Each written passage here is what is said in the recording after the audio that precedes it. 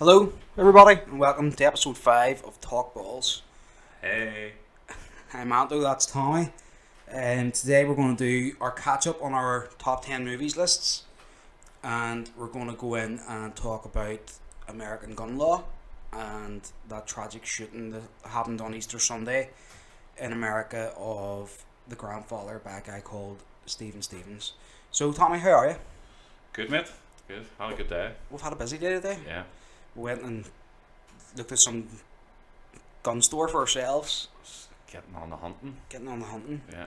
And then we went to White Dragon Tattoo Family, so I could talk to Babs. Big shout out to them guys again. Shout out to Babs. About my tattoo. Yeah.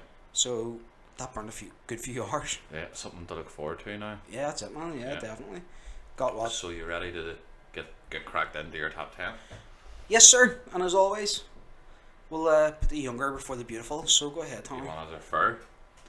Well, I have come up with a top 10 that I'm pretty confident about, but there's some classics that I've left off the list, but there's still movies that I enjoy, but they're not my personal top 10. All right. So 10 is, I've went for a comedy, Step Brothers. It's got so much rewatchability. It's brilliant. Every time I put it on, I'm laughing like a 5-year-old from start to finish. Don't think I've seen it. Who's in that?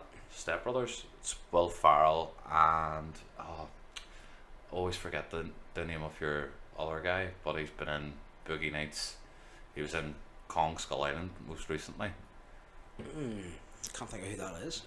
They were in Step Brothers together, and they were also in Talladega Nights, where they played like NASCAR racing drivers. Yeah. You've never seen Step Brothers? No, Treat yourself, mate. I'm not a big Will Ferrell fan. Will Ferrell's got certain movies that he does, and he does well.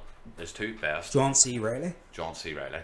His two best movies would have to be Anchorman and Step Brothers. Yeah. But I think when he teams up with John C. Reilly, it's something special. It's a movie to watch. Even Talladega Nights, which people don't really rate, or not a lot of people have watched, is up there with one of his funniest movies as well. I'd recommend you watch both of them. Not really. Yeah. That's a bit of a left field one, mate. Yeah. I want a bit of variation, of all genre. So I thought I'd stick a comedy in there too. Alright, sweet. My number 10 is going to be the first Matrix. Good choice. It's on my list also. We've talked about this movie in length in the last podcast, I believe we did. The first one? Yeah, and I just remember I was a kid and rented that out. That just changed my outlook on movies. Yep. And what a movie could be. And I've watched it a million times since, and Steiko bought me the trilogy on Blu-ray for my birthday a few years back, and I've watched it a good few times too. So, fantastic movies, you can always replay them, but the first one's definitely untouchable out of that 3. Well, if you say untouchable, unfortunately, they are going to touch it. They are going to touch it, but as long as they stick to doing a universe movie and not trying to remake the Matrix, I don't mind seeing more of the Matrix universe. I enjoyed the Animatrix. I enjoyed the games for what they were. They weren't great games to play, but I enjoyed the stories of them, surrounding Ghost. The universe. You didn't play Ghost, but Ghost was in it. He was prominent in it. Yeah. And I would like to see more about Seraph. Yes. There's characters there that you would love to see explored more. Yeah. Maybe even the origin of agents and stuff. Yes, they're there to enforce, but how did they come about? There's a lot there that you could see, like the architect. You would like to see the architect creating the agents and creating bits and bobs of structure, and maybe even the birth of the Matrix. There's things there that they could revisit. Did you be like, oh shit? If they do the Matrix, what Disney have done for Star Wars and expanding the universe, you can't bitch. Do you know what I mean? Yeah. You can't bitch. So, yeah, that's my number 10. Your number 9, sir. Well, hold on, because with the Matrix, there's loads to mine from. But see, when I first watched the Matrix, the first movie, it was an amazing movie. But the whole arc with Mr. Smith, I thought, right, that's the perfect way to end Mr. Smith's character. So I thought 2 and 3 was going to be the second agent and then the third agent, whereas you never really seen them in the next 2 movies. Yeah. I thought if they had stopped focusing so much on Mr. Smith, he was a good villain, but even bring another villain into it. Well, You know, they brought in the Merovingian, and they brought in. but he was like the primary villain throughout this. Yeah. He from the arc from the first to the third, he was the big bad. But it was smart the way they done it because Neo encoded a part of himself in the Smith, so then he became like they said, like a computer is balance and counterbalance, Yeah. so that you always have equals, and then that's why Neo was causing an imbalance within the Matrix, and then whenever he imprinted on Smith, he was the counterbalance, so good versus evil. It was smart the way they kind of played it, but Yeah. I would have liked to seen another. Merovingian was a decent character, but like you never seen that guy fight, or No. do you know what I mean? You seen him getting a blowjob, like, Talk tough, and he's referenced as the devil and stuff Yeah. like that there. But yeah, well, we'll move on. yep, number 9. Number 9 is wee classic, The Breakfast Club. You ever watch Breakfast Club? Mr. Hughes. Yeah. And it's actually inspiration for the next Spider-Man movie, Spider-Man Homecoming. They're taking inspiration from John Hughes and touching on the Breakfast Club and stuff. But the Breakfast Club's just a movie that it's one of them movies again I can come back to. I can sit and watch and enjoy it for what it is. And each time you watch it, you're thinking, I was the bully, I was the geek, Yeah. I was the jock. You Yeah. know, you definitely it has more nostalgia factor than anything out of anything on my list. It's got the biggest nostalgia. Yeah. But I love most of John Hughes movies. I think are all brilliant. I was going to put Ferris Bueller's Day Off on it, but Breakfast Club just snuck in there. Okay. Not a bad choice, like. Yeah, It wouldn't be even my top 25, like, but it's good. It is a good movie. I can appreciate what it is. My number 9 is Seven. classic.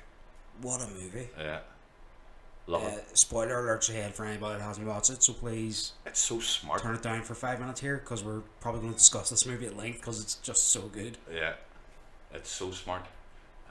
The way to work with the camera angles and stuff with Gwyneth Paltrow. Yeah. So to do like a bit of foreshadowing throughout the movie. So when the camera pans onto her at certain scenes throughout the movie, it's actually just got her head Yeah.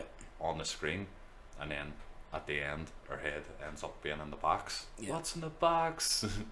It's crazy. Don't Yeah. go. Don't look over there, man. Don't look over there. And then like Spacey was kept off the credits, and like no one knew Spacey was in the movie until you find out he walks into the police station with no fingernails Yeah. or no fingertips, and he's like, "What the hell is this?" And he's like, "I'm the guy you're looking for. Get down, get down." Unreal. And you're watching. Well, I know when I first watched it, I didn't hear that Kevin Spacey was going to be in it. I mean, So I big watched it whenever it surprise. first came out on VHS over here, Yeah, and I just remember seeing it and being completely blown away. yeah, And everything about that movie is dark. That movie, like The way- games like Heavy Rain and stuff, they all took that movie as their inspiration. You know, that movie changed that sort of genre of movie for a long time. even Saw. Saw it, was it? Yeah. Definitely, because look at the way there was like this different styles that they each killed. Yeah. You know, that Saw definitely took from Like the fat guy's like force fed until he died, and there was Sloth. vomit buckets, sloth, and then you had the woman that was fucked by a guy with a sword as a fucking dildo. Jesus. Yeah. And he's like, he made me do it, oh my god, and you're like, what the fuck? And that was You're like, what am I watching? what was that one? That was the one where he was cheating on his wife or something. And then it was Envy? like, that was Envy. Was that Envy? Because she was a beautiful woman. I think so. I have to say it's been about maybe 2 years since I've last I have to watched it. watch it again. Like it's one of them movies that just blows me away. Brilliant movie. Unreal. That's a good pick. That didn't even come into my head. That is a good pick. That's an awesome movie. Right, sir. Well done. Believe us is your number 8. Number 8 is Lord of the Rings, Which one? the first one. Really? Who doesn't enjoy watching Sean Bean get murdered on screen? But he dies and everything. Exactly, but he's so good at it. He dies and everything. You know, yeah. I remember going into the cinema to watch the first Lord of the Rings, and it was one of my mates asked me to go with them to watch it, and I wasn't too sure what I was going in to watch, so I wasn't going in with any expectations. But when I came out of that movie, I was blown away by the acting, the storyline, the special effects. I have to admit though, like the two main actors in it, Sean Astin and Elijah Wood, they are fucking terrible in them movies. Like Elijah Wood's come on good. he's a great actor. Like I've always enjoyed him ever since I've seen him in that one with Mel Gibson where he's a frozen soldier, and he like Elijah Wood's the kid in it, and like he gets unfrozen, and then do you remember what I'm talking about? Yeah. What the fuck do you call that movie? Forever Young. And he's a pilot and stuff, and Elijah Wood's the kid in that. He's also in Back to the Future. Elijah Wood's in Back to the Future. Was he a baby? He's a kid in it, and he's got his baseball cap on, and it's when Marty goes up. He's in a diner. Yeah. And he sees the arcade machine, and he starts shooting the gun on the arcade. Oh machine yeah. and all the targets, and the two kids come up and say something to him. Well, he's the kid that says the line. I think that was his first like acting role. Oh really? But that's interesting. If you haven't seen Wilfred, I'd watch Wilfred. That's a TV show. It's about him and his neighbour's dog, but he sees the dog as a man in a dog suit, whereas everybody else sees the dog as just a dog. So it's got aspects. I vaguely remember something like this. It's got aspects of, is this mental health? Is this betraying mental health? Or, you know, what is the crack here? What's going on? And I think it lasts 2 seasons or 3 seasons, and yeah, it really does it justice. You knew where they were going from start to finish with it. But on that note, yeah, Lord of the Rings is the number 8. Okay. My number 8's going to be Inception. Nice. Dream within a dream within a dream. What a movie. I watched it recently and I was like, do you know what? That does make my top 10. So fucking hard. It's just such a good movie. Yeah. And like, there's not a bad character portrayed in that movie. Everybody acts so brilliantly. Yeah. And the way that all the sets and all are lined up and everything's so impactful, and like the haziness of the third level because it's all snow and everything's like white and you're like, everything's so hazy, and people are like, I don't really like that part because I can't really tell what's going on. You're like, but you're not supposed to. You're that deep in a dream that it's going to be hazy. You're never going to have a proper recollection. You're supposed to come out of that them scenes thinking, what the hell just went on there, you know? Yeah, I can't really remember that dream, but I can remember that dream. Yeah. I actually remember wee bits and pieces. Yeah. And also I think that was at the start of Tom Hardy's, when he was just starting to break through into the mainstream sort of audience as well. Yeah. It was like a wee bit after Brosnan. And Bronson. Bronson. Yeah. That was the first thing I ever seen him in now. First thing I ever seen was Band of Brothers. Well, maybe I seen him in Band of Brothers, but just didn't realise it. He's whenever they get to Austria, and they're like friggin' ransacking all the towns. Is it Austria or Germany? I'm pretty sure it's Germany. Whenever they get to Germany, and they're ransacking their way through Germany, getting to the Eagle's Nest. Or is that Austria? My head's going. I think it's Austria. And Berchtesgaden. Berchtesgaden's Austria, isn't it? Yeah. So like they're going through, and then Ronald Spears, Lieutenant Spears, comes in, and there's Tom Hardy's character, skinny as hell, like he weighs about 8 stone, and he jumps up and he's banging your girl there, like, you know, and he jumps up and he's like, "Where's all my stuff?" And he's like, "Sir, sorry, it was on top of the bed, so I just moved it over there, sir." Okay. And he just walks off with his like candelabras and tray and whatever, and then he just turns around to the girl and he's like, that's all he's in it. Is there in it for that one like wee scene? Yeah. But I was always like, something about just how easy he portrayed that character in an awkward moment. I was like, this guy's actually quite a good actor. You know, for that one scene, I was always like in the back of my head, that guy's a decent actor. Yeah. And then I started seeing more and more stuff, and he's just been an animal of an actor ever since. Bronson, you'd seen so much range in his acting in Bronson. Yeah, because that guy's like a really incredible guy in real life anyway, with his mental health issues and personality. So you knew he was going to go far. Like, that was the movie that opened the door for him to get a break into more blockbuster Hollywood. He was Charles Bronson, and now he's Mad Max. And he was brilliant in Mad Max. But I tell you what, one movie that I watched and it blew me away in it was that movie This Means War with. I skipped that one because it's a chick flick. Dude, watch it. It's an awesome chick flick. There's a part in it. Him and Chris Pine and Reese Witherspoon. There's a cracking bit in it where he's like, you have to be more edgy, and you know, like they're all spying on the girl and she's like talking to her mate about them. And they're like, he's a bit too edgy. I wish he would soften up, and the other guy's too soft. I wish he'd be more edgy. So like, he takes her paintballing, and they're just surrounded by like 14, 15-year-olds paintballing because he's like a trained special agent.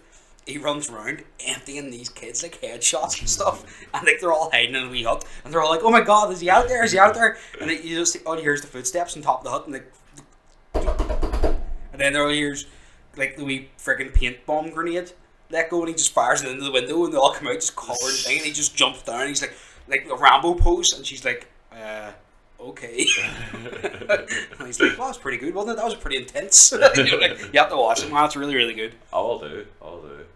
See, chick flicks aren't really my thing.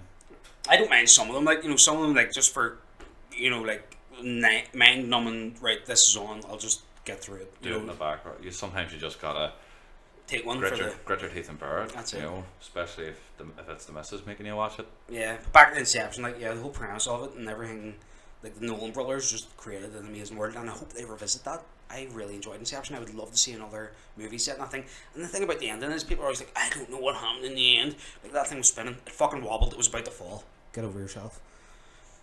But it's not about that. It's about that he wanted to get himself back to reality for the sake of his kids. But at the end, like, he didn't see his kids' faces whenever his kids were out in the garden with Michael Caine. And it was when he spun that top, he walked away from that top thinking, I've got what I want, I'm happy, whether this is a dream or not, this is what I want, sort of. So you could revisit it, but I think it ended on a sweet note. He was back in America in real life. He was out of the dream. I don't know. It is open for debate, but some people say, see, if you watch the movie and keep an eye on his wedding ring, that the answer will be revealed to you that he is back in reality. But it is open. It's one of them movies that you're just going to have a back and forth debate about. Like, you could argue about it all day. You just get some people that just don't want to admit that, like, a movie like that can end on a good note. It was. I think it was one of them movies that was made one and done. A lot like the likes of Interstellar. You couldn't really follow that up with a sequel. Yeah, and like Memento and all, Nolan never really revisits movies. No. Like, each one was Batman movies. You could literally just skip the first one. Yeah. The second one and just watch the third, or you could just watch the second. You can watch them standalone. Yeah, he does a really good job of that sort of thing. But that's why I think his Batman movies and the Prestige were good too. Prestige was brilliant. That's an old movie too. Yeah. Is that the one with Christian Bale? Yeah, and Hugh Jackman. Or Hugh Jackman, because there was two released at the same time. There was the Prestige, and that's another movie with Michael Caine as well. Another one with Edward Norton. I can't really remember the name of it. Oh, that wasn't Nolan, but that was called The Illusionist. But they both come out at the same time. Yeah. The way you had, and I love both of them equally. Deep Impact and Armageddon, White House Down, and that other action movie that they took the White House out. Oh, the one with Channing Tatum. No, that was the one with Channing Tatum. That was White House Olympus Down. Olympus Has Fallen. Yeah. So, I think we got a bit off track, but we went back and then went away, and then came back and then went away again. Yeah. Okay, you're number 7, I believe. It is Jaws.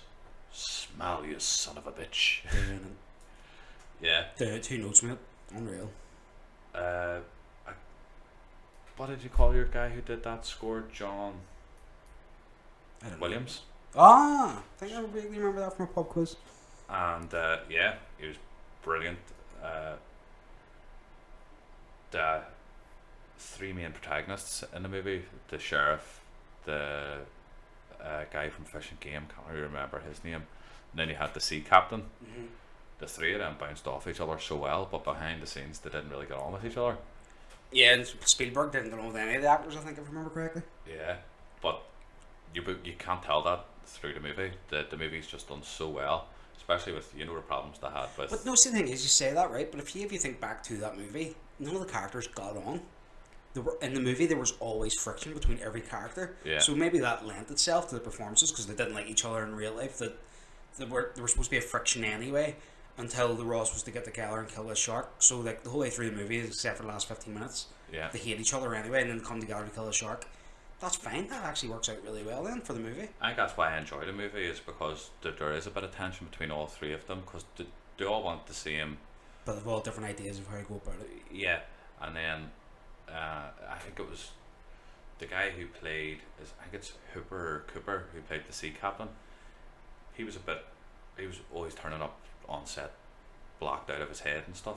So when it came to that scene where they're drinking on the boat and they start singing "Tell Me the Way to Go Home," Yeah.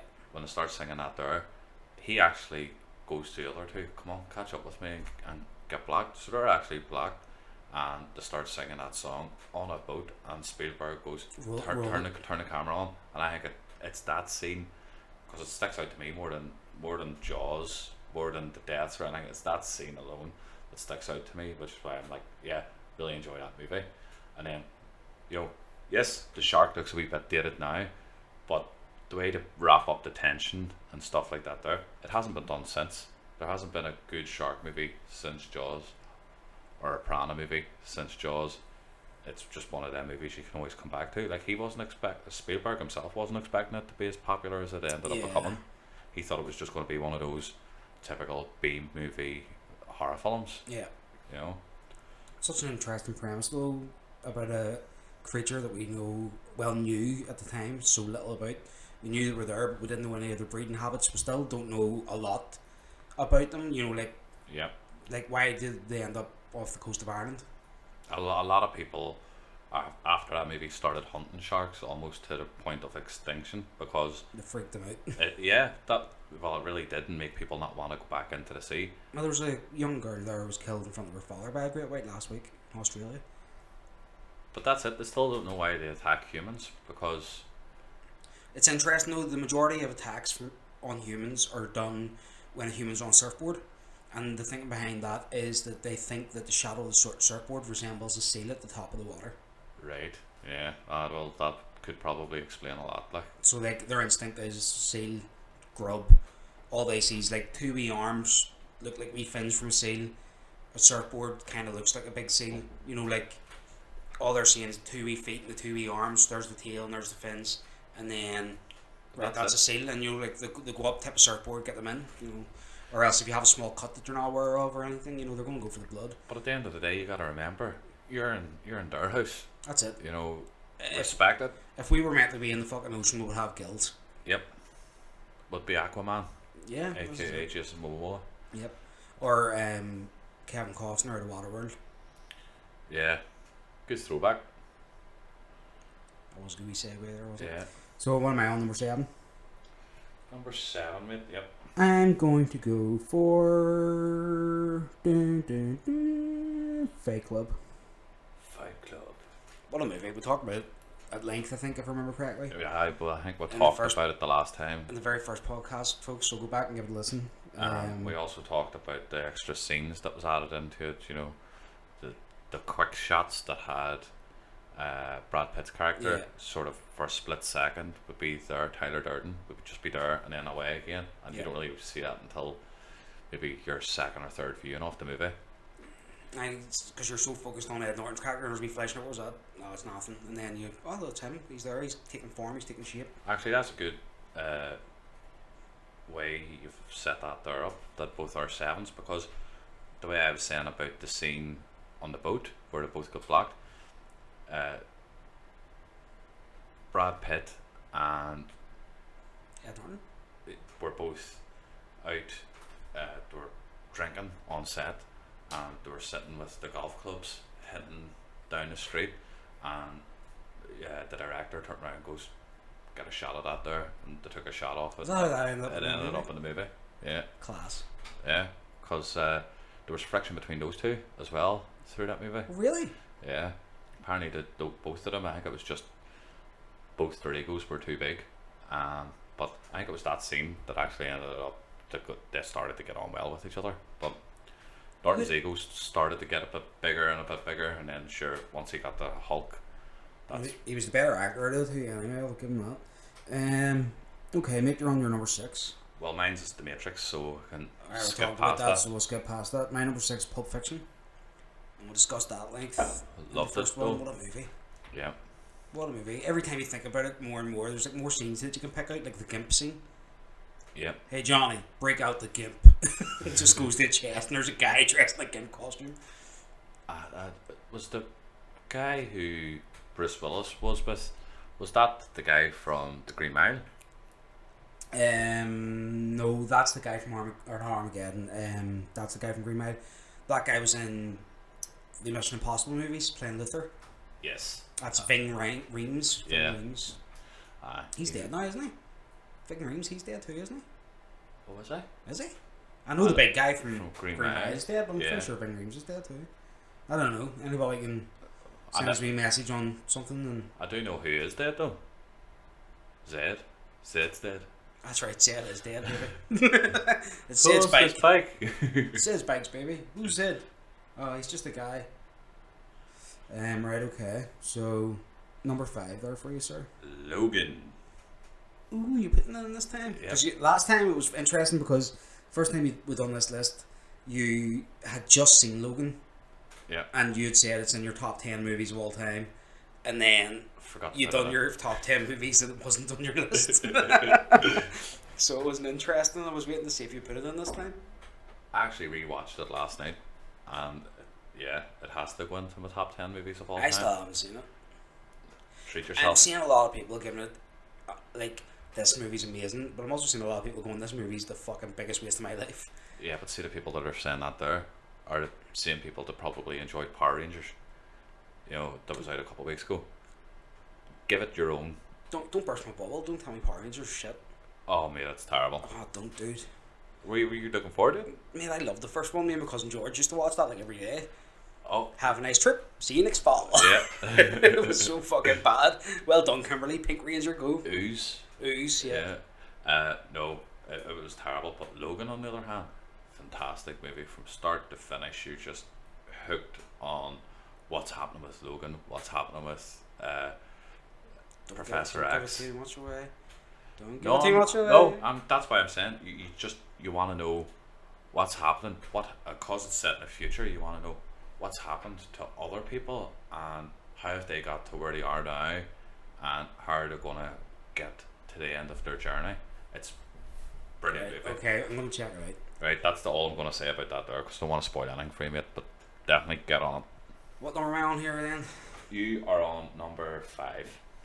My number 5, ladies and gents and boys and girls and children of all ages, is going to be... Oh, it's a hard one. That's what she said. It's a hard one. That's Forrest Gump. Me and you's like peas and carrots. Oh, Deja vu, we've said this before too. Yeah, last time you just went, Forrest. I love you, Jenny. Yeah, we don't need to go too much depth to that movie, like, but you can pick a million scenes out of that movie and just love every single one of them. Yeah. A bullet jumped up and bit me in the buttocks. I like shrimp. I like all sorts of shrimp. I like gumbo shrimp. I like stewed shrimp. I like, and then 6 weeks later, he's like, I think that's all there is. And like Forrest just looks at him like, "All right, Are you done? are you two related?" No, sir, we are not relations. What a movie! Yeah, just watch Forrest Gump, people. Forrest Gump's unreal. Right, sir. Number 4 for yourself. 4 is The Departed. I watched it last night. A bit of it. Yeah. You phoned me and I was just watching the scene in the bar. Oh, yeah. What would you like? Cranberry juice. My girlfriend drinks it when she's on her period. It's a natural diuretic. What You got your period or something? He just starts fighting. What a movie. It's just a great You movie. know who you just fucking hit? That's Jimmy Bags. He was just reaching for cigarettes. I don't fucking know. That's great. Yeah, go watch The Departed as well, folks. What a movie. In the ending, Jesus. And I think we said the last time Scorsese did get his Oscar for that there. Yeah. Well deserved. Oh, but it's just a fantastic movie. Some people go, but it was an adaptation of Infernal Affairs, Which is a great movie. Well, they're a trilogy of movies. But it's not. It's how he adapted that there from Chinese cinema or Korean cinema. It was to Japanese movies with Beat Takeshi. To our sort of Western culture. And again, it's one of them movies that stands alone. You know, It's unreal. And like he's done so many throwbacks to the old movies of your guy. They've done the original Scarface and stuff. Yeah. And like with the cross windows, and like back in the day, cross windows were signifying somebody was going to get shot or whatever. And like so, whenever there's a death in The Departed, you'll see all the windows have an X on them. I'll have to see that again to notice that there. But yeah, brilliant movie. And then you've got Alec Baldwin on it as well. With his dad.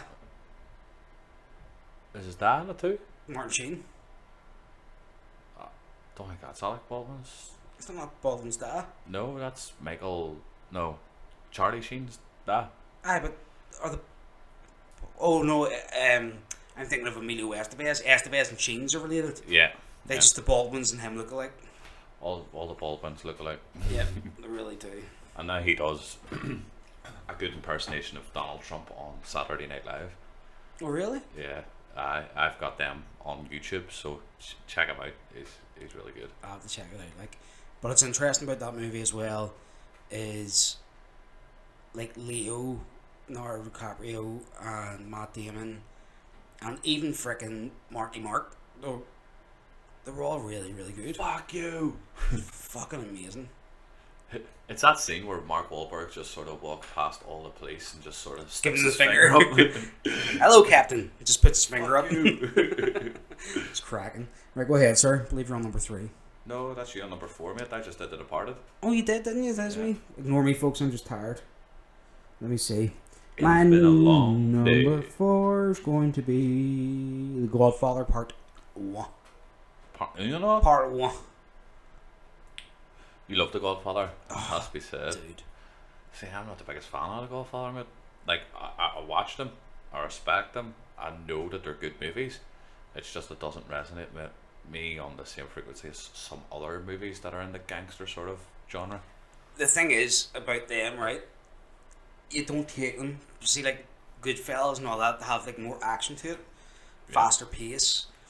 Take it for what it is. Soak it in. Soak the characters in. Soak the surroundings in, the environment, the age that it's set in, Yeah. and just soak that all in and just be in that world for 3 hours of your life, and you're like, oh, what? You know, like I just remember so vividly. I was living in our house when we moved back to Downpatrick, and my brother moved in with me, and I couldn't roll back then. I was like, gee, friggin' you need to roll me a fat one there, man, because I can't roll. So G's like starting to roll, and I hit play on The Godfather, and all you see is like him going mid roll, and I'm literally just starting The Godfather here, right? And at the end of the movie, I was like, are you finishing that or what?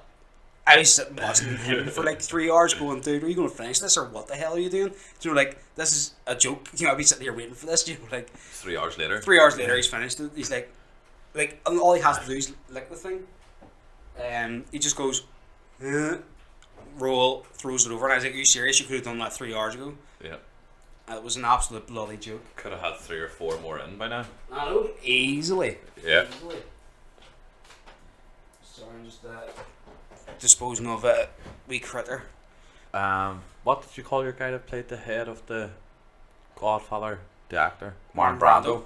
Marlon Brando, I think Marlon Brando's a brilliant actor. He sort of lost it a wee bit towards the end of his career, but a brilliant. You can't argue that he wasn't one of the Unreal. greatest actors. Unreal. Right, sir, go ahead. And that takes us into number 3. And mine has to be big shout out to the Schwarzenegger himself, the Terminator T2. T2. The first one's good, the second one's better. 100%. There's no even argument. It's like the best Terminator movie. Yeah, the first one, I'll give it to you, it's a bit more of like a horror, an independent horror. The second one's more sci-fi action. Yeah. And Ed Furlong's amazing in it too. Yeah, and it's got Guns N' Roses in it. It's got the great special effects of the liquid Terminator. I think it was the T500. Yeah. And then the switch. No, it's not T1000. T1000. Arnie was the T. Yeah, T5. Yeah. And then even seeing the transformation of the girl who played Sarah Connor. In the first one, she was like a weak-willed individual, and then in the second one, you see her and she's doing badass pull-ups and she's got the muscles because she knows what's ripped, coming. like, yeah, and you know she put herself into that there conditions because she knew how big this movie was going to be. And it's got one of the most linear but awesome car chase scenes. Like, there's no deviation. They're just in them flood tunnel things. It's that iconic flood tunnel that you see from the likes of Greece. Yeah. And then it's just the truck just diving off the top, and him on his wee frickin' scooter. Just, you're like, whoa, what? Yeah, you're like, how's that not caught up to him by now? I know. He's in like a 50cc fucking moped. Getting chased down by a freaking 6-liter diesel engine truck. Yeah, he's like, fuck you. So good. No, it was really, really good. Storm Drains, that's what they call them. And then you've got the guy who plays Dyson. He ends up helping him. He's one of the creators that ends up, causing Judgment Day. And that's a great scene when she decides she's gonna take out him to prevent Judgment Day, and then he ends up helping him at the end. But it still brings around Judgment Day. Yeah. I love just whenever he grabs the big Gatling gun. I'll be back. Number of victims. I like Hot Shots more than the Terminator, more than Rambo. No, it's just awesome. Good shout in there. Like definitely one of Cameron's best movies still. Yeah, by far. Titanic. Well, I'm not going to be a fan of Titanic. What else did he do? Avatar. I didn't really like Avatar. I enjoyed Avatar. But I saw it too. Special effects were amazing, but that storyline's been done hundreds of times. I'm going to be interested to see the next 4 because it's branching out. He's doing different stuff. It's going to be interesting. Yeah, I think the second one's taking place underwater. The only thing I don't like is they're bringing back 2 characters that has died in the first one, and the first one's Sigourney Weaver's character, and the second one is the guy who got the arrows through him at the end. The guy with a scar down his face. So it'll be interesting to see how to bring those 2 back as well. I think it's only flashback scenes. Well, I don't think they're going to bring them back. Because they he's- tried to bring her back. He's been the primary Don't be telling me villain that through the again. 4. He needs to do it really smart because he might lose me in the first 10 minutes of the movie then. Yeah, and Sigourney Weaver, I think they're going to end up. She'll be like, yeah, it worked, but I was like a different avatar in a different fucking cliff somewhere, Yeah. and now I'm back. Surprise. It's like, the roots like span the whole planet, so I was at the bottom. You guys were in the middle. And you It's all taken thought me I was 3 weeks to Dana. walk here. You all thought I was Dana, and I'm actually Zul. Welcome to reality, bitch. So my number 3. Mm-hmm. I am going to say The Dark Knight. The Dark Knight. Such a movie. Yeah. And we discussed it last time too because it was in my top 10. I did have that wrote down somewhere, but I must have rewrote my list. Yeah.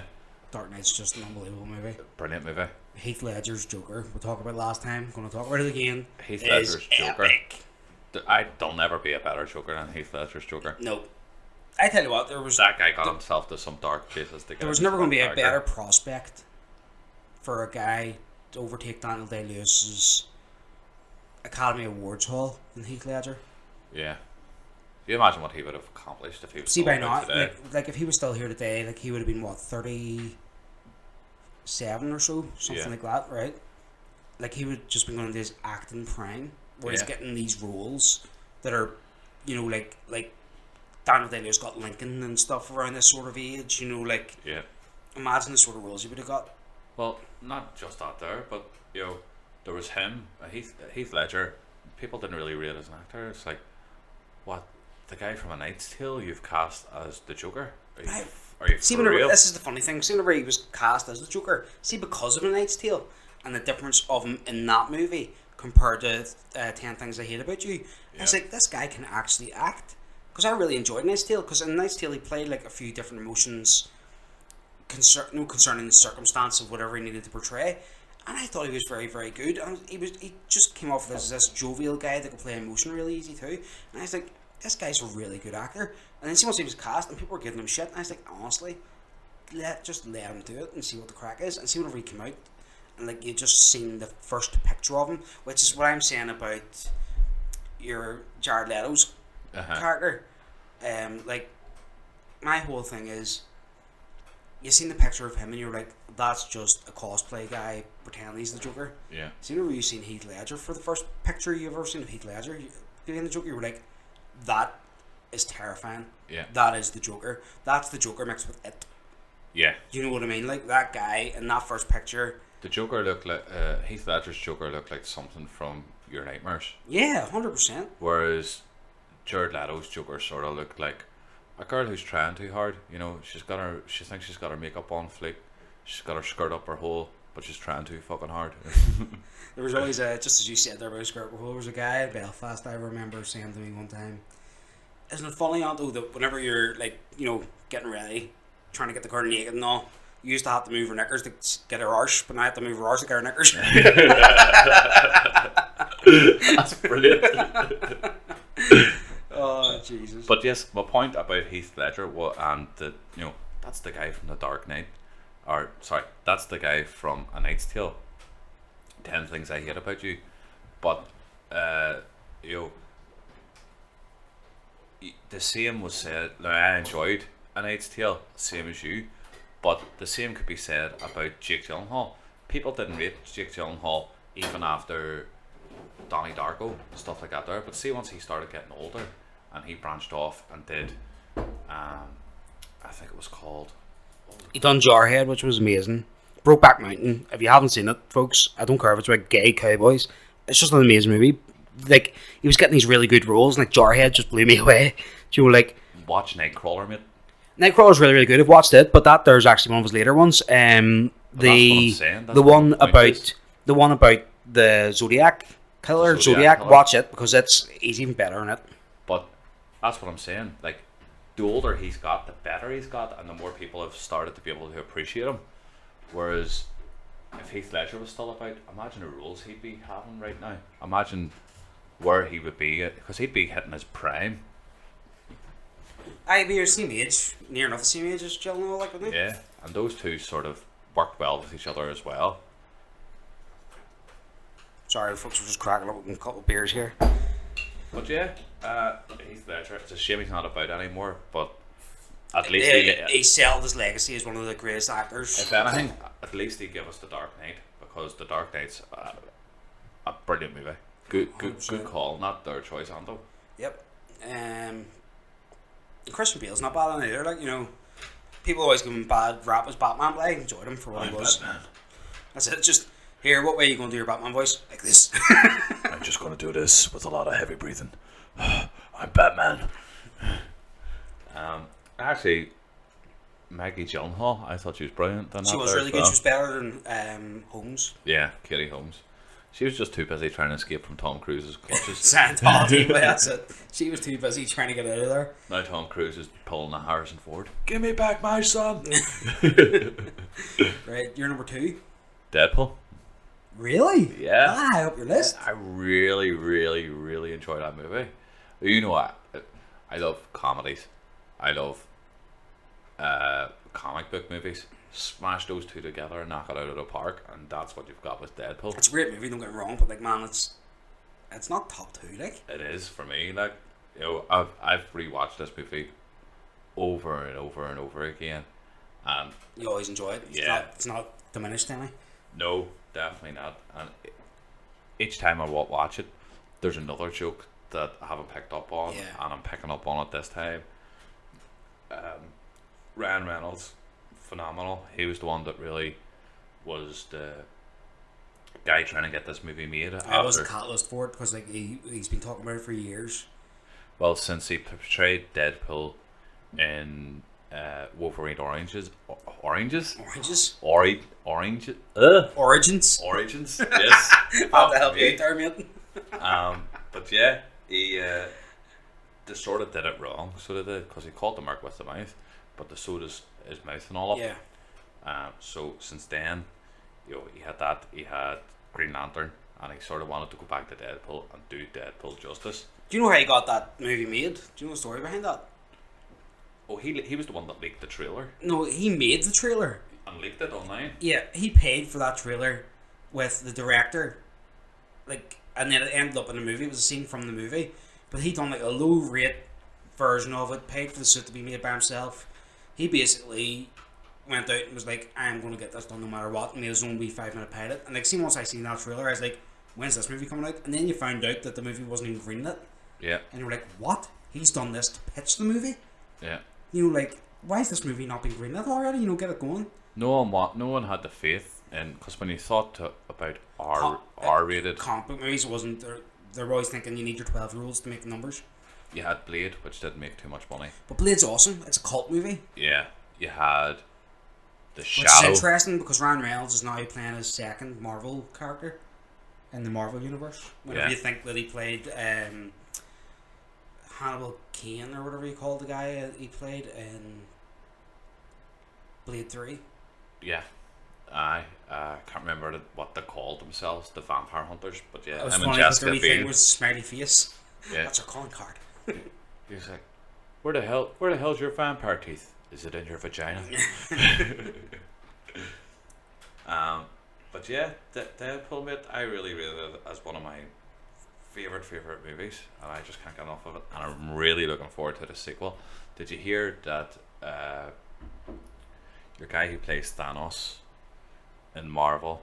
Josh Brolin, he's going to be the bad guy, and then No, he's going to be Cable. Cable, sorry, in Deadpool 2, and then he was like, "Hey, Marvel, you really dropped the ball there. How can he be in the same universe?" Yeah. But yeah, so he's eventually going to move into no, it's not Teen Titans, that's DC. New Avengers. Yeah, or something along the lines of that there.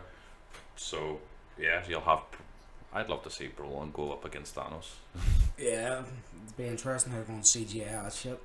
So you're number 2, dude. Shawshank Redemption.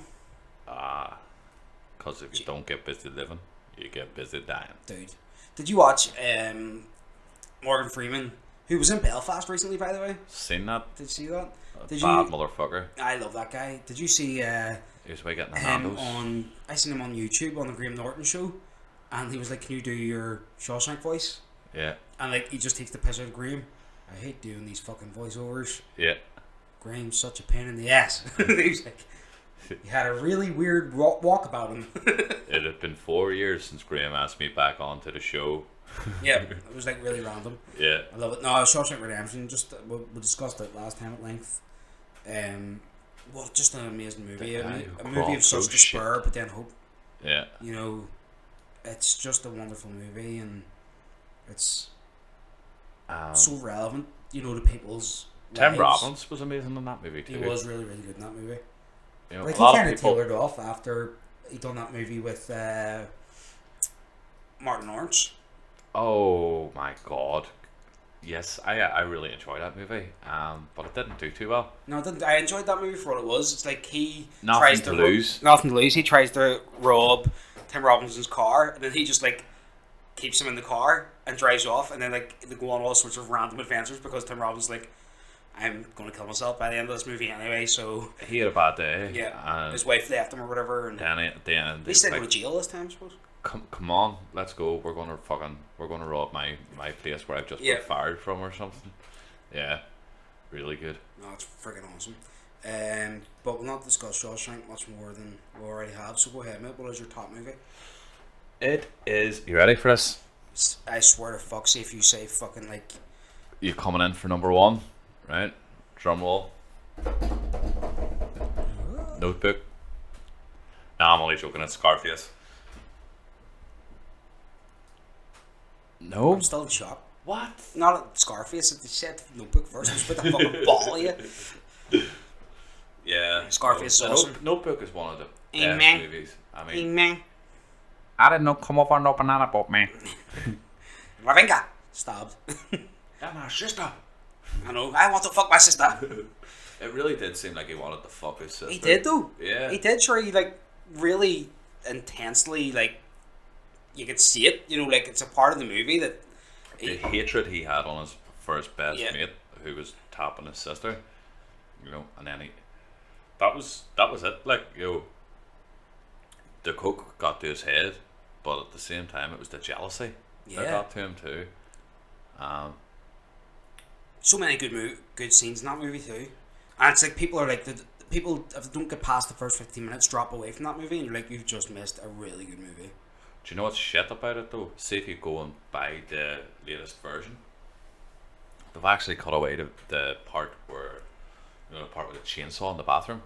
What? Yeah, they've cut that out, like, and that's one of the best scenes in the movie. Well, it's the most brutal, but one of the best scenes in the movie. And that's quite like an early setup thing because there's this whole thing between the Colombians and the Cubans. Yeah. Do you know, like, that's integral to the movie because that's a recurrent theme throughout the movie.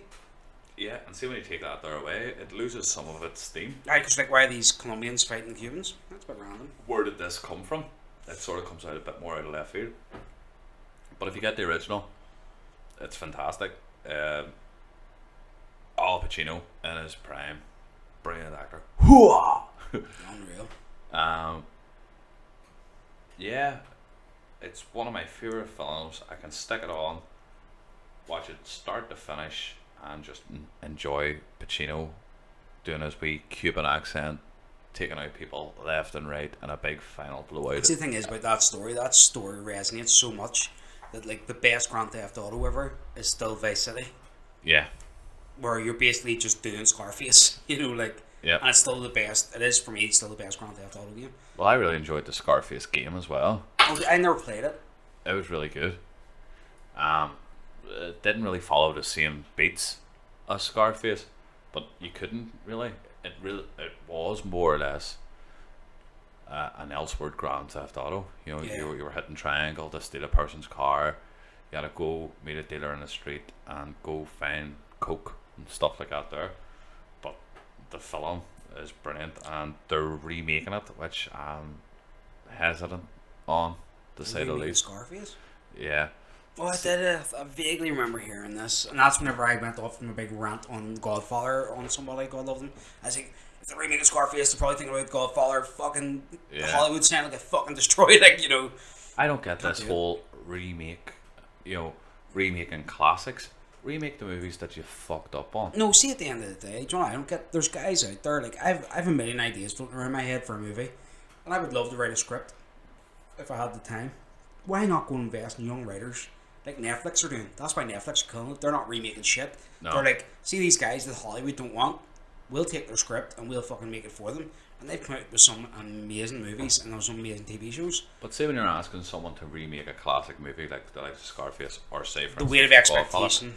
the weight on our shoulders is too much, and you're never going to amount to that there. Whereas if you turn around to someone and say, Like, even George Lucas couldn't, like, amount to making his own movies, prequels. well, there you go.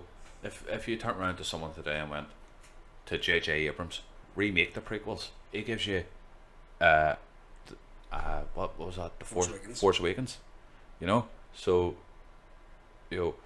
remake the crap ones, don't remake the classics, because the classics will stay classic. Like, there's people that still watch Ben-Hur, even though Ben-Hur's years and years and years old, and now you've redone it and it's not up to par. It's on Netflix. It's like 2 stars. You've done Ghostbusters, and the new Ghostbusters is out, and it's not up to par. Stop it with the classics, redo the ones that you've messed up on, Yeah. and try and make them better. Or even the ones that were good movies but just didn't do too well at the box office, try remaking them and make them a wee bit better, add a wee bit more onto it instead of the classics. That's it. Like, if you're going to remake something, remake Man About Dog. Yeah. Fuck's sake's good. Not even that there. What about the likes of Michael Douglas, Falling Down? Did you ever watch that there? I love that movie. That movie's great. The picture's just him with a briefcase and a shotgun. Think how much that would hold up today, because there's loads of people on the breaking point at the minute, financially, or they're taking on losing their jobs. The government messing with them, especially in America. Health insurance isn't being the way it is now. So it would really impact today's audience. It would stand up. Whereas there's people, millennials. And the thing is, if you put Tom Hardy in that role, that would fit. Yeah. That would really fit. Because he can just play that dry guy. Or even you could slit, as we were talking earlier, Jake Gyllenhaal. Yeah. There's the actors out there, there's the story writers out there. Get on it, start doing it. And yeah, I'm all for original writing as well. So keep on that there too. Don't be just rehashing the same old shit, because eventually people get sick of it. 100%. I'll agree with you there. Right, mate. So my number one hasn't changed. What was it again? Godfather Part 2. Aye. Another Pacino makes the top. It's just an amazing movie, man. Why is Godfather Part 3 never make it? Godfather Part 3, right? I enjoy it.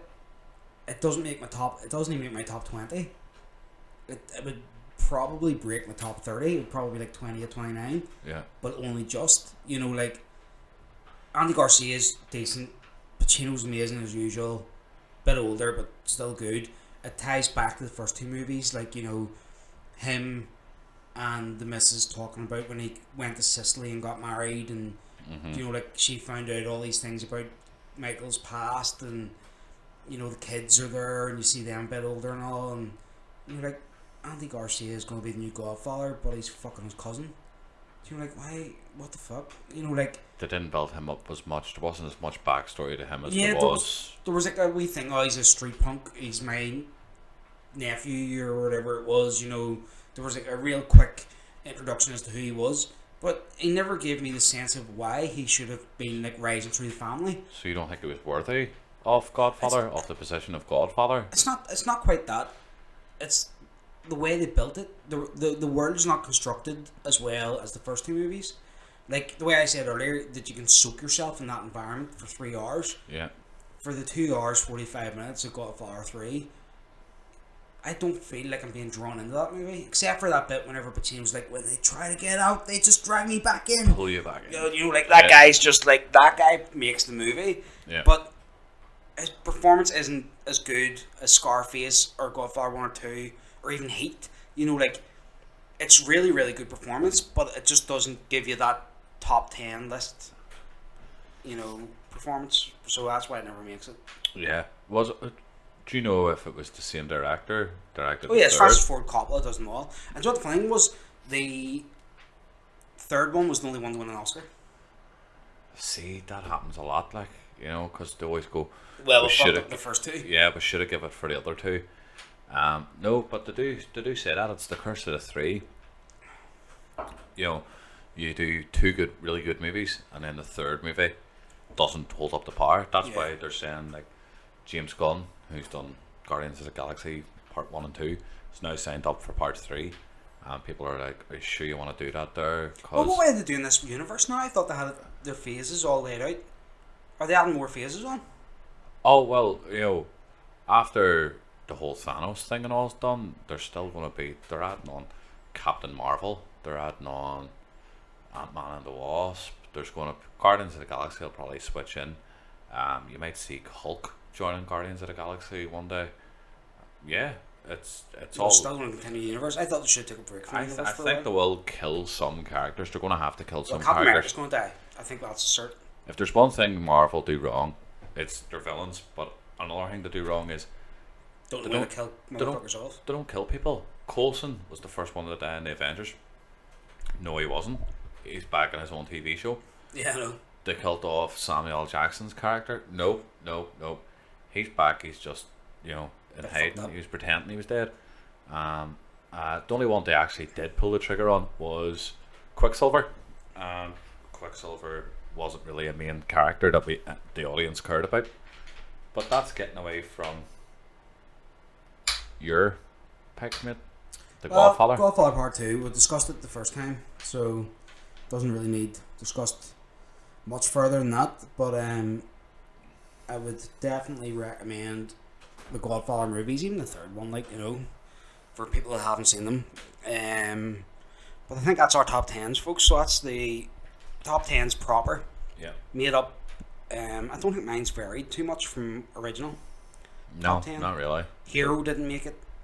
Yeah. And the reason Hero didn't make it was because I was just thinking about it, you know, and thinking that I love that movie. It's probably number 11 or 12. City of God didn't make it. Yeah. The foreign movies kind of dropped out a bit. But I do love them movies and highly recommend them. Yours fucking completely changed. Yeah.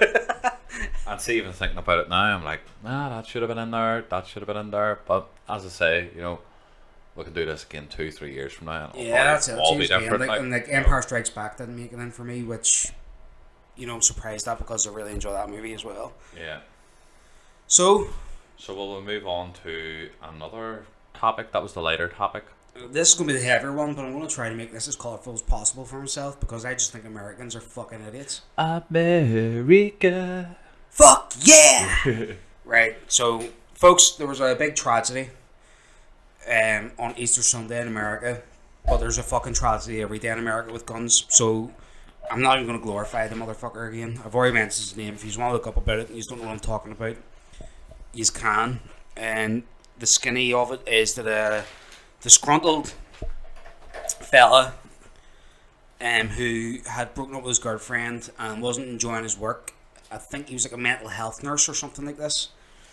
He flipped out, posted a live Facebook video saying that he was outside his ex-girlfriend's work, and he was saying, I'm gonna kill random people and I'm gonna kill motherfuckers because she done this to me and yada yada. And after a while he drove off, and unfortunately he jumped out of his car and killed a grandfather of 19, I believe it was, and he had 9 kids. And I've seen the video, folks, and it's horrific. It's And it just wasn't.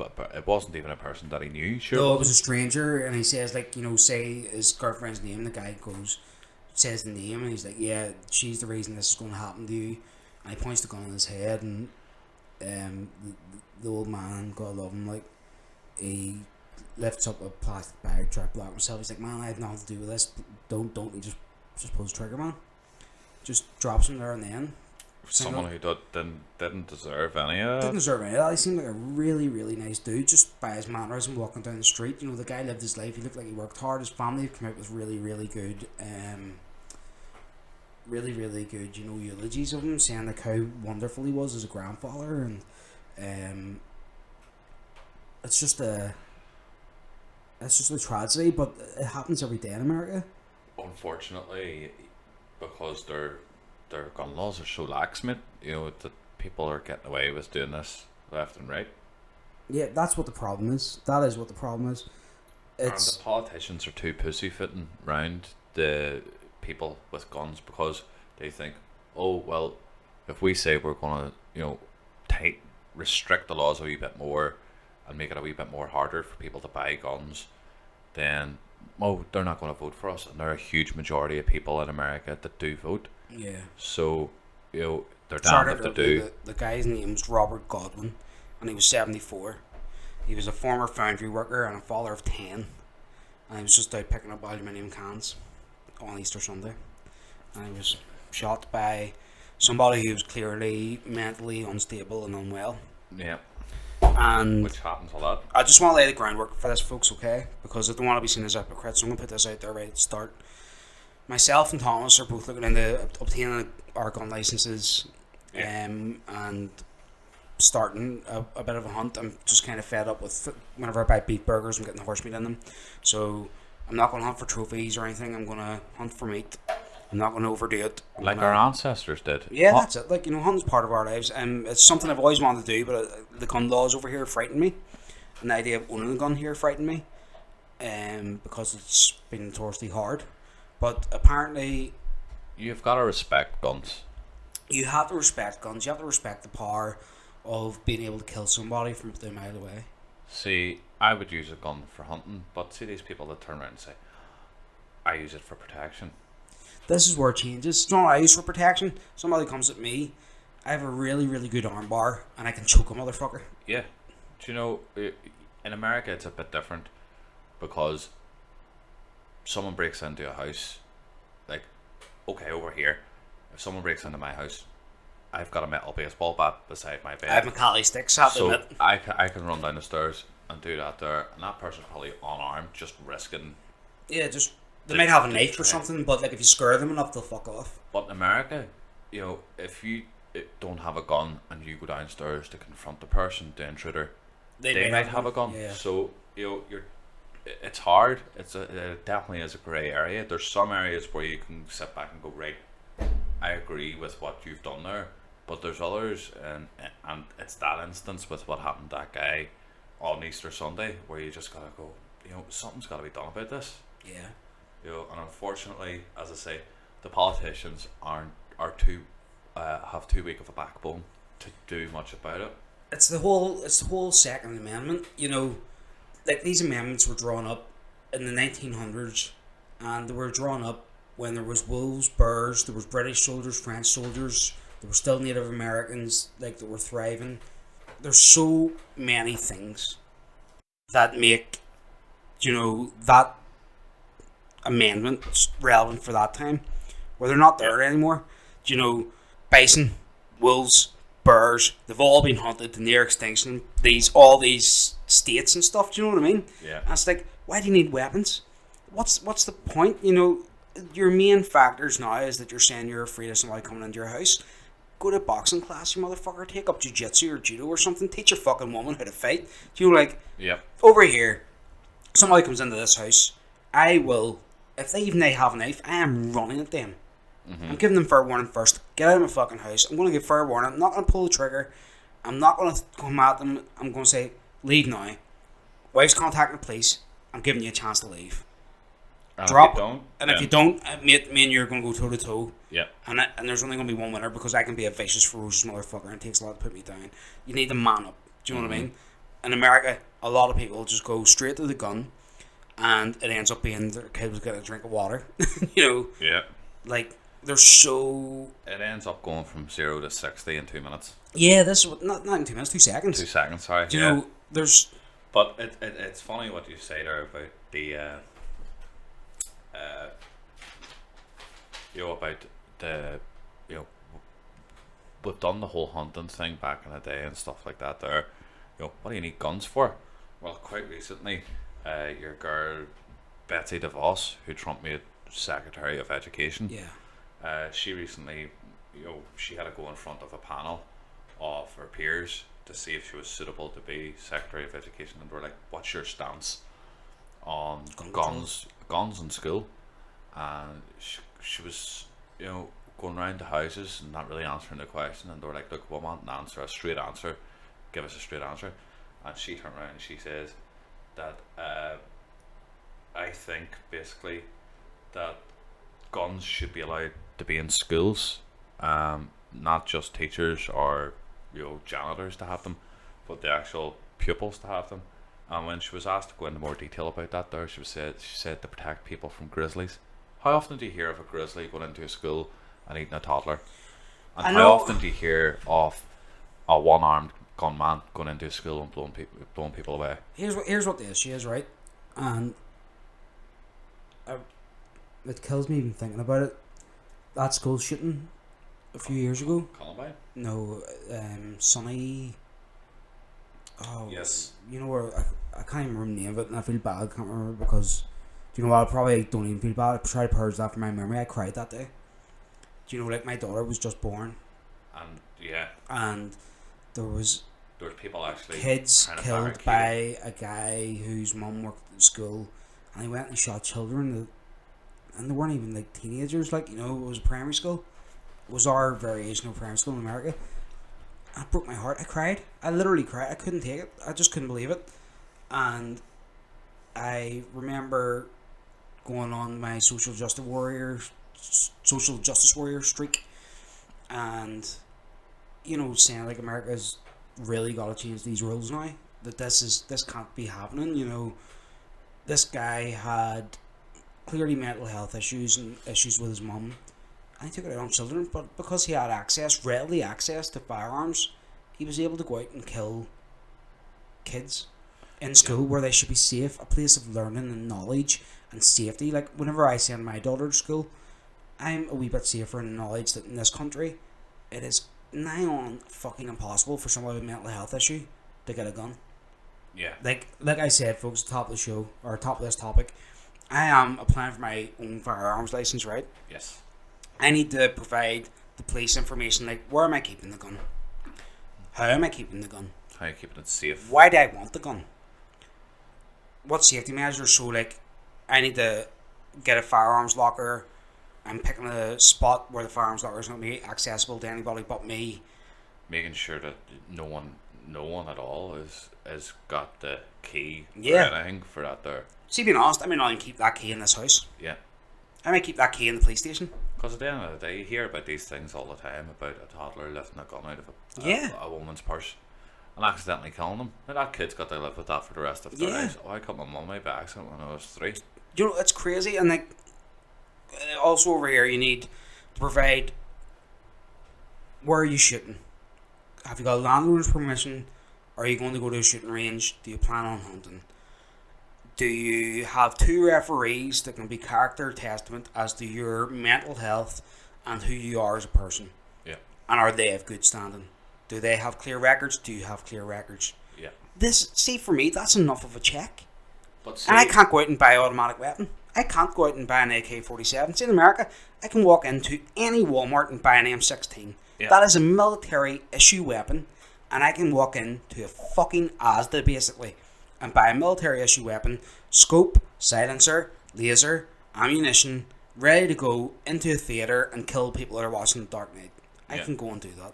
Like we said it jokingly yesterday, that you could basically walk into your nearest Costco or whatever it is in America and buy 2-liter bottles of Coca-Cola, and they'll be like, "Oh, here, you got a free Glock. You're our 1,000th customer today. Here's a 9mm. Yep. Go to a shooting range and do whatever. Like me and you discussed it, like Bowling for Columbine, whenever Michael Moore goes in to a bank, opens an account, and they're like, "What sort of account do you want to open, sir?" "I want the account with the gun." Yeah. He opens a bank account, puts $10 in it, and comes out with a rifle. Yep. And, the laws are lax. But you know what it is? But the difference between over here and over there is, over here, we're comfortable with the police in our state. Yeah. Whereas over there, they sort of go to you, "Well, what happens if another civil war breaks out?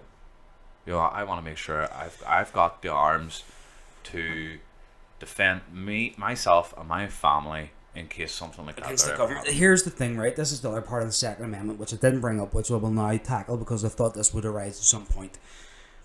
The other Second Amendment, criterion was that weapons would be allowed for the population so that the government never hold all the power.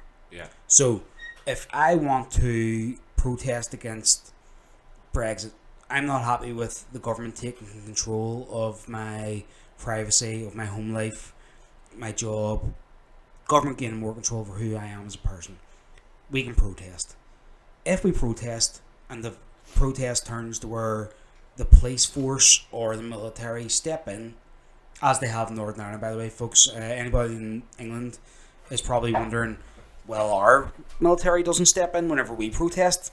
It's a bit different in Northern Ireland, especially during Troubles whenever I came up. It was the military that handled the protest because they often turn into riots and the police weren't equipped to deal with them.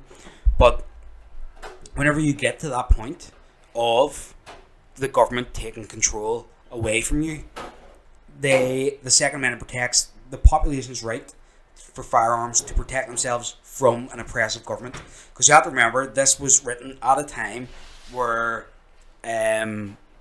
you had people that still remembered all the atrocities that the British had done against them in the colonial states. It's one of them things where you have to look at it and have to acknowledge it's a good idea for the people to have weapons so that the government can never hold all the power. A military, especially in America, a military that's there to protect America. They don't. We have a state where soldiers pledge allegiance to the Queen. Mm-hmm. In America, they pledge allegiance to the flag and protecting America. If the government are seen to be doing something oppressive in America, the military have the legal right to remove that government as long as the people support it. So if the people took up arms against the government, you could damn well assure yourself that the military are going to side with their population, because they're not going against their cousins and brothers and sisters and dads and mums. They're going to take the side of the population, and that's what the Second Amendment is kind of there to reassure people. You can own a firearm for all these other things, but also because if there's an oppressive government, you have the ability and capability to attack that government and take power back for yourself, like they had to against the British. Yeah. But they can't even change their government system from the college system. The college vote idea. The electoral. Yeah, the electoral college. The popular vote? They can't even get rid of the Democrats and the Republicans. They don't even support independence. Americans are set in their ways. in which they are comfortable with their system being the way it is, even though it's as corrupt as any government in the world. Yeah. You know, lobbyists are the biggest factor in any decision in American government. And Sure, Trump says he was going to get rid of lobbyists. well, Whenever see, he Trump came can into ignore him power. because he's a billionaire. When he came into power, he says, I'm going to get rid of lobbyists because it's a drain on the economic system, right?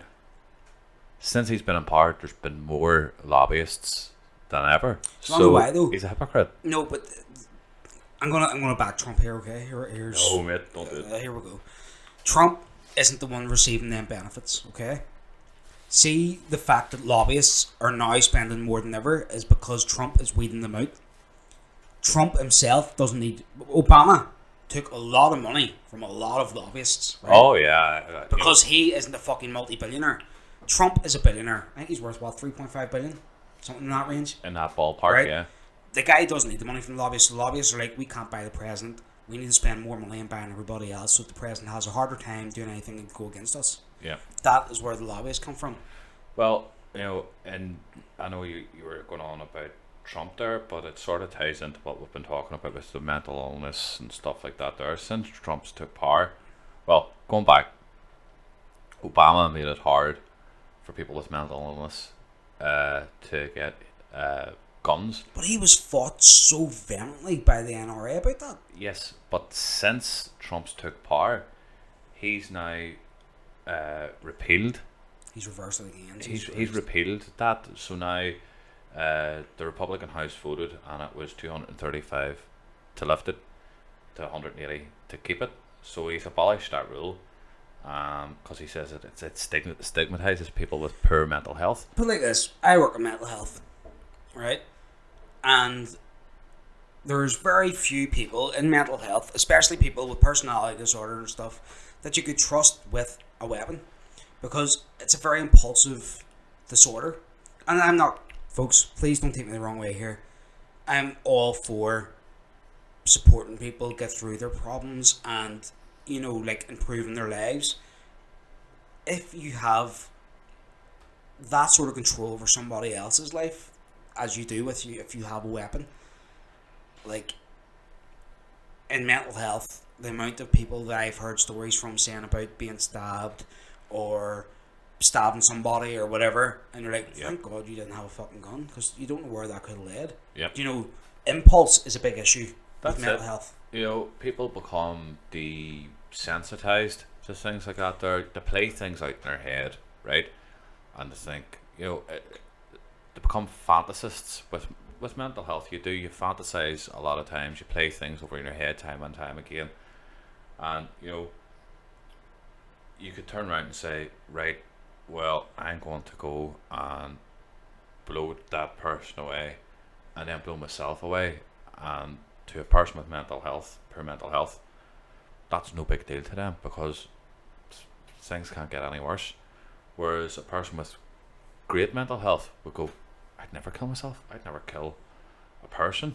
All right, maybe you're a big Don't get me wrong, wanker to say, I'll kill a person, but some people draw a line at killing themselves and stuff like that there too. But it's ridiculous. But I'm not here. I want to bring this up, right? It's not just mental health, mate. It's people that reach a limit. Like your guy there that murdered that elderly gentleman in Ohio. Like, that guy just reached a breaking point. Anybody can reach a breaking point, right? See, whenever I reach my breaking point, I've literally reached my breaking point about 5 times in my life. I punch something really fucking hard, be it a wall or a door or whatever. I have a healthy, well, it's not so healthy, break my hand when I do it, but I have a healthier way of just going, I need this frustration out. And, well, these days I'm a bit more mature. Yes. I go to the gym, I go and smash the bag for an hour, I sit with my guitar, right? I take myself out for a walk. If I reach a point, I get myself removed from the situation, where people find it hard sometimes to, dissociate themselves from the situation, and then it just plays and plays and things build. And if you have access to a firearm and you're that way inclined and you've watched too much Walking Dead, like in America, right? Especially in America, I know we've had shootings in France, we've had shootings in Germany, just last night, with shootings in Sweden, we've had London. London's getting even more prominent, and so is Manchester and Liverpool. England's become more prominent with shootings. The thing is, though, the firearms are better controlled. It's harder for somebody to walk around with a firearm. And that's why they're driving vehicles into people. But not even that there, mate. Let's get back to that guy you were talking about. Like, yes, you know, his girlfriend broke up with him or something and he just had a bad day. But how do you not know that that was the one thing that sort of made his mind snap into bad Like he's mental always health? been teetering. Yes. Because he could have, you know, that was the one thing to make his mental health No, well, sort of go, there was you know what? Fuck it. There was a I've had video enough. he posted and he had said, like, I work over on whatever building it was, whatever facility, and it's a mental health facility. And he was saying, like, I listen to everybody's problems, but nobody listens to me. I've tried talking to you, and he's just kind of brushed me off. And now this is the result. Fuck yous and fuck her. You know, like, I'm going to do this. To me, that's a clear sign of depression, though. But the thing is, it's a sign of depression. But that guy went and legally bought a gun, shot this elderly gentleman with a legally purchased weapon, with legally purchased ammo. That guy didn't go through any check. No one went to his character references and went, would you trust this guy with a firearm? No. Do you know what I mean? No, and that's because it's there was a CIA, FBI, I'm not quite sure, but some sort of one of them initials. Intelligence agencies anyway, had a guy who bought a gun and did a mass shooting. And they basically asked him a question of, where did you get the firearm? And he says, out of the back of a truck. And when they started to press him on, you know, are you sure you didn't buy this out of a legit sort of gun place?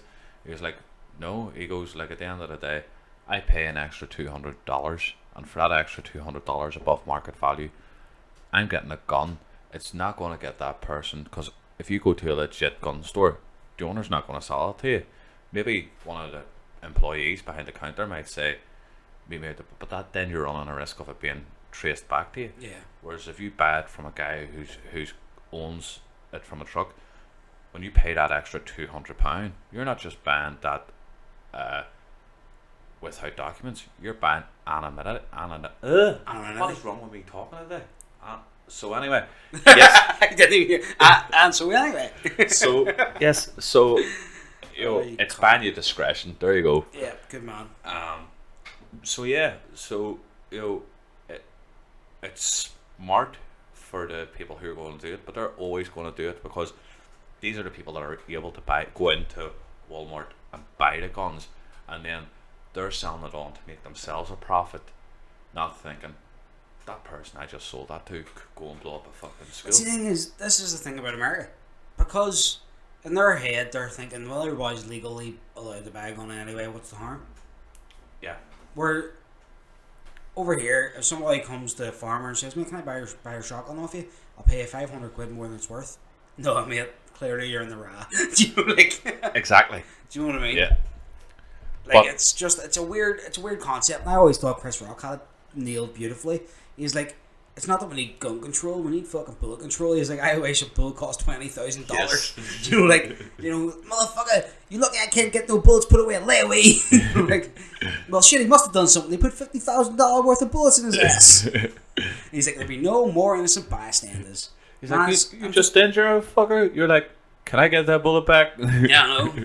I don't know, man. It's such a sad turn of events, and the thing is, like, you have all these lobbyists and politicians and Second Amendment guys, and I'm not American. I'm not going to say that I have a right to speak on this subject, right? I'm just giving my 2 cents, as in, I live in a country where guns are actually well enough controlled. People have guns. The majority of the time, the guns are used in the proper manner. Yes. Right?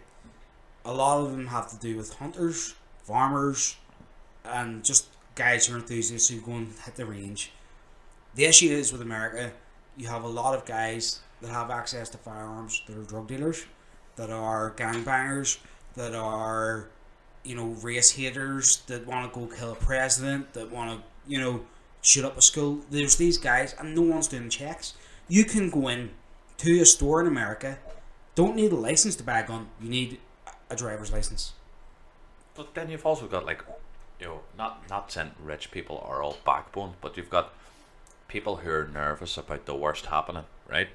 And see when you're jumpy and you've an itchy trigger finger, you're going to have an accident Yeah. with something like that there. There's too many faults you can have with owning a gun. And I think the way it's done over here is significantly better than America. Yes, you can purchase a gun, but you have to go through every single one of these checks, and see even when that's done, you've got to re-register. A couple Every of year years. you have to re-register. And the Yeah. same thing is, the police can call your property at any time to see how you're handling and storing that gun. Mhm. They have the right. You can't refuse them entry. You literally sign your rights away when it comes to that gun. If they came down looking for drugs or whatever, that's another thing. Like, they can't, sorry, we're here to look for drugs. Well, where's the warrant? Or if they say, listen, just want to check your firearms stored properly, and they have the right here to Make come sure and do everything's that. above Do board. you know what I mean? Where in America, I think in America, is there not like 3 times as many guns as there is people? Yeah. It's And that's including kids. That's not just adults. if it, if and I love my movies, right? But movies and TV shows and video games, they all get blamed time and time again. They made me do it. They made me do it. They didn't make you do it. But at the same time, I think someone who has a mental health issue, or maybe they don't have mental health, but they've just a lower IQ, are turning around and looking at a movie and going, That's glamorous. I could do that. Yeah. If I walked into, as you referred to the shooting of when people went and watched Dark Knight, if I walk into something as little as a cinema screen and shoot people and, do it well and then kill myself, I'll be famous. I'll be infamous.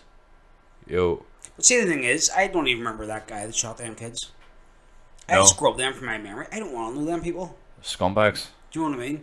The only reason I know the names of people that killed, like... But that's what's going through their head. Yeah. We can sit and go, well, those people we're just going to bury in the history books and not remember them. But at the end of the day, we're going to remember the victims that they left behind. But it's not just mental health. Because when I looked into the whole mental health thing, the thing that kept flashing up to me time and time again was there's a link between mental health and domestic violence. It's something like, I think it's 38% of the people that are killed with mental health, or that are killed from domestic violence and guns, also have mental health issues. So I've done a wee bit of research onto this anyway, and in the last year there was almost 50 women a month. A month? A month, not even a year. A month were shot, not injured, but to death, by either their former or their current lovers. Which, when you think about the statistics of that there, that equates to more than one person a day getting killed by their partner or ex-partner. And you put yourself into those people's situations and you say, over here, if your man or your woman, let's not be biased, is abusing you mentally or physically, then you have the right to get up and walk away from that there, and there'll probably be no consequence from that there whatsoever. But over in America, these men and women are afraid to break up from their partners, or they've broke up from their partners and they're Because there's weapons afraid involved. because there's guns involved. And when you look at those sort of statistics, it's scary.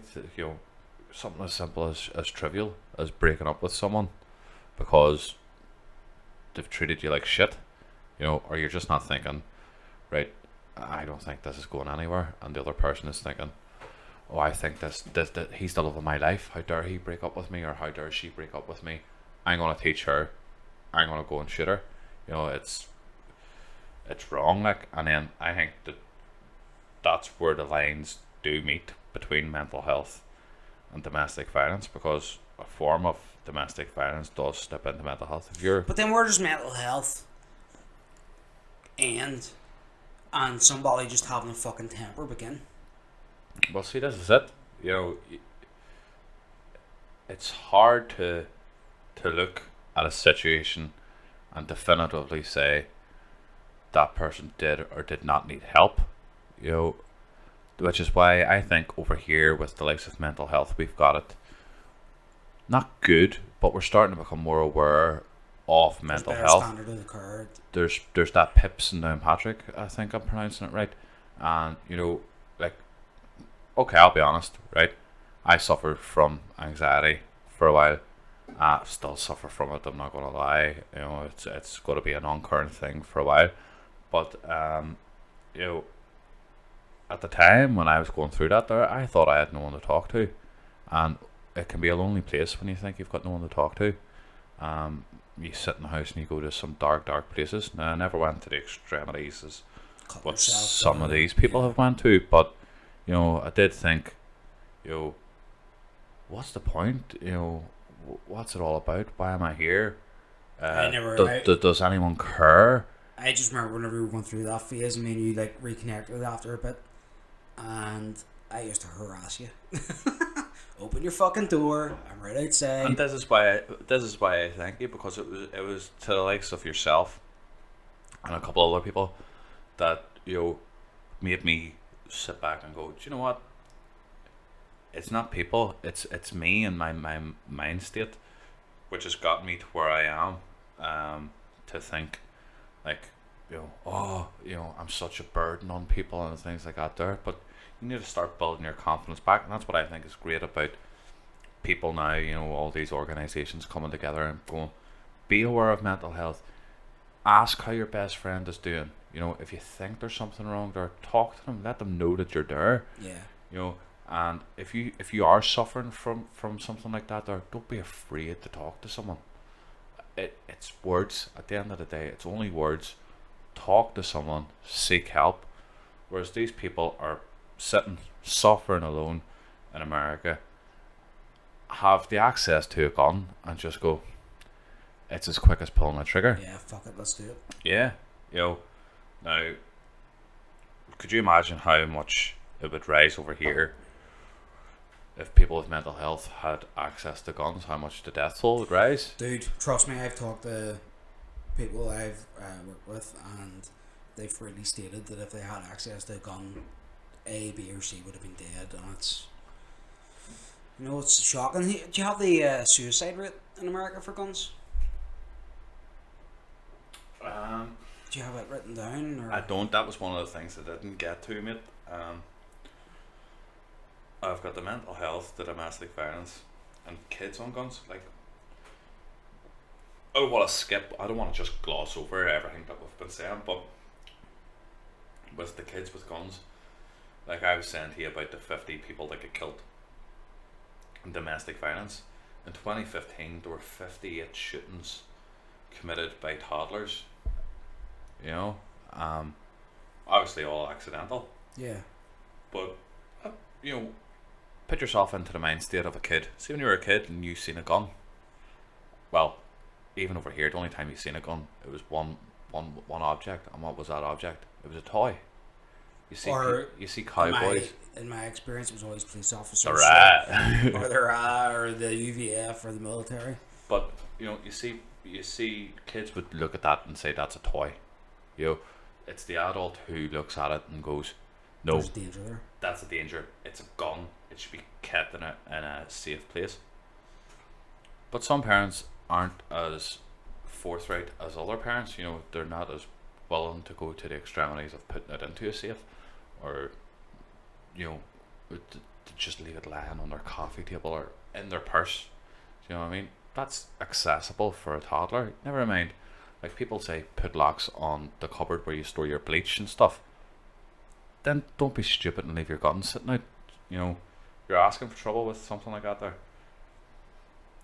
But did you find out anything about the suicide rate? So the suicide rate in 2010 is the last one I can find.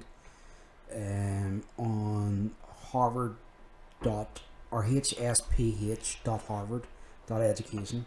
Yes. In 2010, the US, 19,392 people committed suicide with guns, compared to 11,078 who were killed by others. Yeah. You know, like, that's what I'm saying. You know, you get to such a dark place that you're like, you know, The thing is, a gun's not like people think a gun's quick to kill yourself. There's plenty of stories of people like getting a bullet to the head and living, and just being predominantly fucked up. Yep. Or just so severely scarred that they Yeah. have to deal with that then thereafter. But that's what I'm saying. Those people who sadly passed away from taking their own lives with a gun, all that could have been prevented with more awareness of mental health And gun checks, and proper better gun gun checks. control. But yeah, it's a sad state of affairs that But the thing is, it's never going to really change in America in the foreseeable future because of how stringent people are about their Second Amendment right. And don't get me wrong, like I said, I'm not American. I can't justify one way or the other how another country should be run. And I'm a big believer that people shouldn't justify how other countries should be run. Like in the Middle East and stuff, I've said before that we don't have the right as a democratic society to go into somebody that's been run by an ayatollah or sultan for thousands of years and go, right now you just get democracy. yeah. Like let them decide that. We got rid of Hussein and now the country's fucked. Yeah. We got rid of the Taliban and now Afghanistan's fucked. Their democracy's barely functioning. But Well, I could get into a different. We can leave that one for another day. 'Cause I'm not even going to bring it up. You can go down a whole different. There's a rabbit hole that I firmly believe, and I'm not going to bring it up today, but I'll just leave it with it's gold versus the dollar The black gold. when it comes to Libya and or Iraq. Yeah. But yeah, see, in America it's different too with the whole getting back to the mental health thing. Is they well, it's not even over there, it's over here too. Like, I'll be honest with you, there's people that know, and I'm not embarrassed to say that I suffered with mental health issues, but you sort of think sometimes, does that person sort of see me a wee bit differently because I've went through that there? Yeah. Or did it think less of me and things like that there? But forget those people. It's about over here. There's support over here. I'm sure support in America. Like that guy was a mental health worker. There is support in America, but in America is about the way mental health was here back in like the 1990s. Yeah, see in America, like It's a you bit watch more taboo. advertisements, it's like, is your mood low? It's a bit more taboo. Yeah, and it's all about medication in America. It's about taking these random fucking drugs and feeling Xanax. like Zoloft. everything can be. Oh, you're feeling really low. Okay, you can't afford a therapist. That's okay. Take a Xanax. You'll feel amazing. That's not how it works. Whereas You're masking the problem instead of dealing with the problem. with me, I suffered from anxiety, and I thought, people, oh, what's the point? People don't like me. Does this person think this of me? Does that person think that of me? Whereas now I just get up every day and I remind myself about the things that I have, rather than what I want to have or what I think someone thinks about me.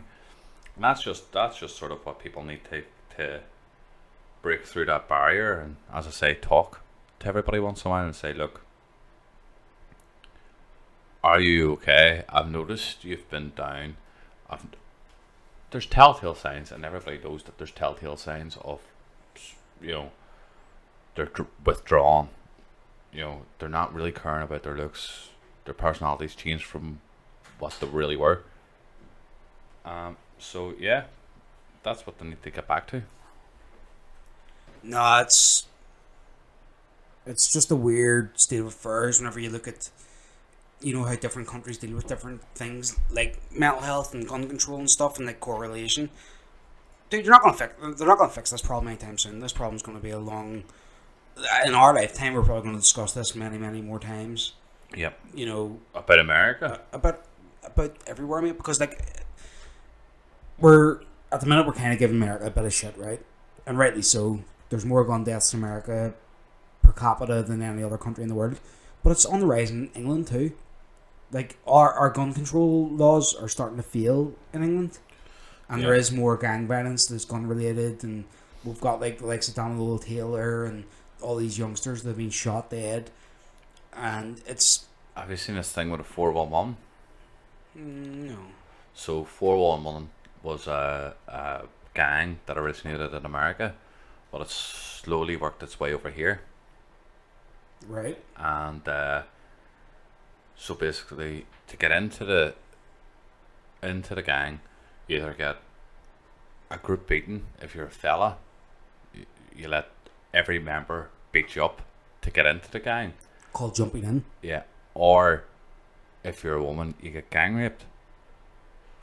But then to get out, there's only one way to get out, and that's do or die. Yeah. And there's links between them and loads of shittings that's going on in America or in the UK at the minute. See, it's just weird. Like, and the difference is our police force. They have better laws to back them up in dealing with firearms. They've less trigger finger as well. Like, you know, because their first instinct isn't to... They draw their weapon, step out of the vehicle.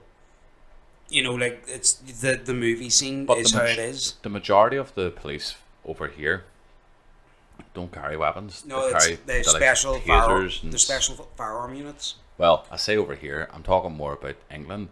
Over here, how common is it to see a policeman walking down the street with an automatic rifle? Well, we're a wee bit different. Like, I've seen plenty of MP5s and SA80s and yeah. Over the years, I have to admit, but